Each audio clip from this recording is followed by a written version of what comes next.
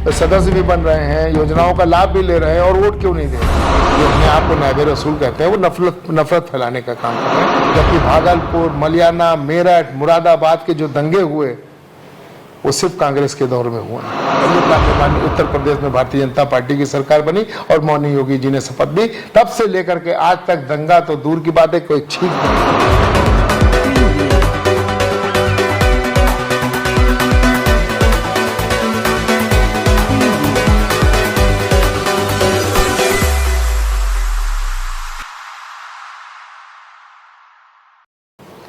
ये बहुत बड़ी बात है कि एक आलिम को नायब रसूल कहा जा रहा है, क्योंकि वही जानता है कि हमारा दीन क्या है। लेकिन इसमें एक चीज में एक तो बात का जवाब वो चाहिए कि आखिर अब कन्वर्ट क्यों नहीं हो रहे मुसलमान बीजेपी की तरफ उतनी भारी मात्रा में उत्तर प्रदेश के अंदर। मैं उसी पे ही आ रहा हूँ धीरे धीरे, क्योंकि देखिए ये मुस्लिम का जो विषय है और बीजेपी और आरएसएस का ये बहुत ही गंभीर विषय है, इसको पहले समझना पड़ेगा। जब तक हम इसको समझेंगे नहीं कि आखिर ये वोट जो है सदस्य भी बन रहे हैं, योजनाओं का लाभ भी ले रहे हैं और वोट क्यों नहीं दे रहे हैं, इस चीज को समझने के लिए इस चीज को समझना पड़ेगा। तो ये सारी जो नफरतें फैलाई जा रही हैं और अपने को नायब रसूल कह रहे हैं, वो मोहब्बत पैदा नहीं कर पा रहे, वो सिर्फ नफरत फैला रहे हैं। वो लोग जो अपने आप को नायब रसूल कहते हैं वो नफरत फैलाने का काम कर रहे हैं, क्योंकि हमारे नबी को तो कहा गया और पूरी दुनिया के लिए रहमत बनकर आए, लेकिन ये जो उनके उत्तराधिकारी हैं जो नायब रसूल हैं, ये पूरे आलम के लिए ज़हमतुल्लिल आलमीन, ये ज़हमत बने हुए हैं। तो इसीलिए आप देखिए कि जो भारतीय जनता पार्टी का है कि एक माहौल बना दिया गया, दिमाग में बैठा दिया गया कि ये अगर सत्ता में रहेगी तो ये लोग तुम्हारे दुश्मन हैं। आरएसएस और बीजेपी को बताया, कांग्रेस को नहीं बताया। कभी भी जमीयतुल उलमा हिंद और ये देवबंद मदरसा और नदवे के मदरसा, किसी भी आलिम ने आपने देखा होगा ना उसने कांग्रेस की कभी बुराई की। जबकि भागलपुर, मलियाना, मेरठ, मुरादाबाद के जो दंगे हुए वो सिर्फ कांग्रेस के दौर में हुए हैं। और ये दंगे छोटे मोटे नहीं थे, इसमें मुसलमानों का कत्लेआम हुआ है। और आपको एक घटना बता दें, मुरादाबाद 1980 की घटना है। ईदगाह के अंदर लोग अपने 30 दिन के रोजे रखने के बाद ईद की नमाज पढ़ने गए थे। वहां पर कम से कम 700-800 मुसलमानों को जो नमाज ईदगाह के अंदर थे 303 और 315 की पीएससी के द्वारा गोलियों से भून दिया गया था। ये सब घटनाएं कांग्रेस के दौर में हुई हैं।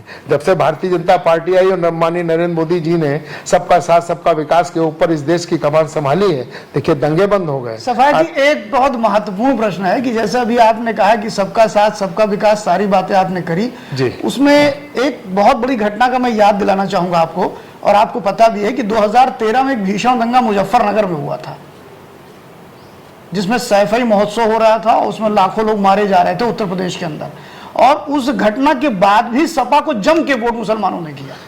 ऐसा क्यों हुआ? देखिए, मतलब वहां तो बहुत बड़ी, और आजम खां के उसमें ऑडियो टेप जारी हुए थे जिसमें आज तक ने उसका एक वो चलाया था, स्टिंग ऑपरेशन चलाया था, तो उसमें भी कहा जा रहा था कि साहब ये वो कह रहे थे गोली मारो और सारी चीजें। देखिए 2013 उसके बावजूद भी मुसलमानों ने जम के वोट सपा को किया। ऐसा क्यों? और भारतीय जनता पार्टी जिसकी नुमाइंदगी कर चुके हैं प्रदेश के लेवल पे और राष्ट्र के लेवल पे, वो फिर भी नहीं मोल्ड कर पाया। उन्हें क्या नाकामी रही आपकी? देखिए 2013 का आप जो मुजफ्फरनगर का दंगा बता रहे हैं, उसके मुख्य भूमिका उस दंगे की रचने वाले कथाकथित मुस्लिम लीडर आजम खान थे।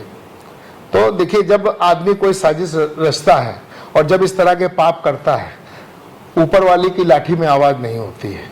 आज आजम खान का जो अंजाम है आप देख लीजिए कि उस दंगे में जो पीड़ित थे उनकी जो बददुआएं लगी हैं वो आज जेल में पड़े हुए हैं। और वो दंगा एक साजिश था, ये सबको मालूम है। आजम खान ने किस तरह से उसको जो है पिक्चराइज किया था और उस दंगे को कराया था। और 13 के बाद जो आप बता रहे हैं, इसीलिए नरेंद्र मोदी जी की सरकार 14 में बनी, सबका साथ सबका विकास के नारे पे। और उसी के तुरंत बाद 17 में माननीय उत्तर प्रदेश में भारतीय जनता पार्टी की सरकार बनी और मौनी योगी जी ने शपथ ली। तब से लेकर के आज तक दंगा तो दूर की बात है, कोई छींक तक नहीं आई है।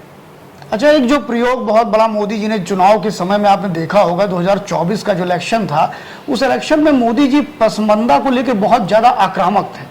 और आक्रामक ही नहीं थे बल्कि उत्तर प्रदेश के संदर्भ में भी बात किया जाए पूरे देश के, क्योंकि ऐसा प्रयोग नीतीश कुमार ने बिहार में किया था जिसमें साबिर अली और इन सबको ला करके उन्होंने एक बड़ा परिवर्तन किया। उनकी सरकार चलती भी रही पसमंदा के नाम पर, लेकिन वो प्रयोग यूपी में सफल नहीं हो पाया।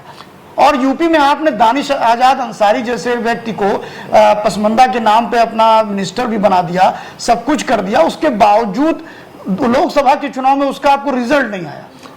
देखिए रिजल्ट आया है, ऐसा नहीं कि रिजल्ट नहीं आया। आपको नहीं, बता अभी दें, जैसे- जो पसमानदा मुस्लिम हैं, ये हकीकत है कि मुसलमानों, एक पसमानदा मुस्लिम और जनरल मुसलमानों के साथ क्या एक बार आप हमारे दर्शकों को ये बताएंगे पसमानदा मुस्लिम कौन है?